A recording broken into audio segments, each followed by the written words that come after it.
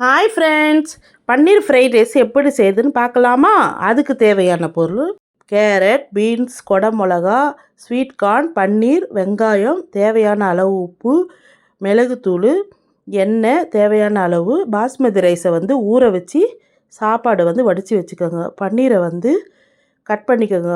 Cut பண்ணிக்கிட்டு மிளகாத்தூள், மிளகுத்தூள், உப்புத்தூள் போட்டு வெறுவிக்கோங்க. வெறுவிக்கிட்டு வடை சட்டியில் எண்ணெய் ஊற்றி இதில் லைட்டாக 2 பக்கமும் பெரட்டி ஒரு தட்டில் அள்ளி வச்சுக்கோங்க. ஒரு கடாய் வச்சு கொஞ்சம் வெங்காயம் அள்ளி போட்டுக்கோங்க. அள்ளி போட்டுக்கிட்டு வதங்கினோட்டையும் சோயா சாஸ் ஒரு 2 ஸ்பூன் ஊற்றுங்க. பீன்ஸு, கேரட்டு வதக்கிட்டு ஸ்வீட் கார்னும் போட்டு வதக்கிக்கோங்க.